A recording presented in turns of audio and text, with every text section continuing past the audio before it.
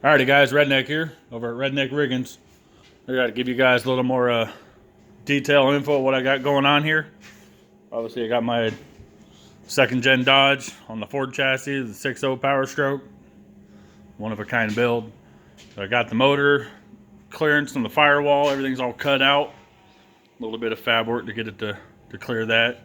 Got the Ford harness, Ford brake system, everything put in there using the Ford power steering and a trim up that bracket, do a little more fitting on that, get it mounted up a little better, just kind of hanging out in there for fitment. Had to do quite a bit of a body molding up in here with the air hammer and to get the Ford brake system to clear. Had to re-drill a few little holes in the firewall and get the brake pedal all hooked up inside. Took the Ford harness, just basically took it and hit it up underneath the cowling, ran it through the little grommet hole that used to be there, and kind of just hangs out up in there just to get the couple wires I needed to come out the other side. The starter wire and ABS sensor and other stuff just comes up out of the hole. So makes it a little more hidden that way, a little more cleaner under the hood. So you're gonna have enough crap floating around in here.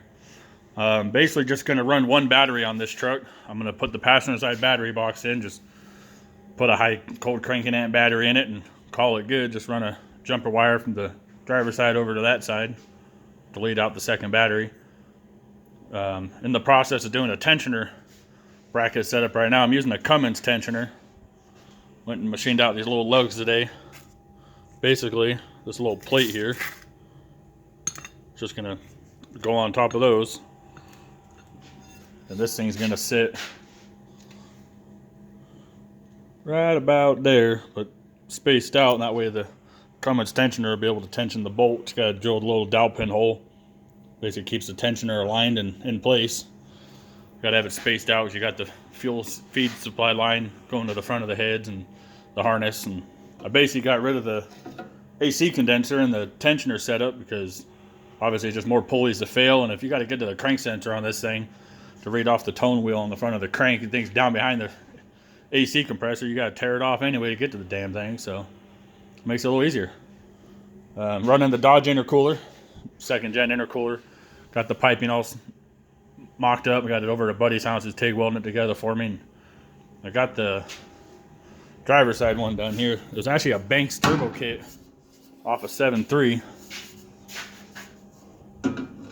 It lines up right to that one, and when you have the boot down there off the intercooler, it goes right off the intercooler.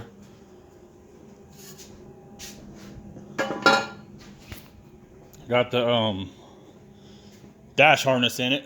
That's gonna be a fun one, so I gotta finish trimming out all the crap I don't need. I'm only gonna pretty much use about 3 plugs out of that in the interior fuse box. So that'll be maybe this weekend's project or something. I just wanted to kind of give you guys a little rundown on what I'm doing and how I'm doing it. If you guys have any questions or ideas or concerns that something's not going to work, feel free to message or comment. You guys have a good night.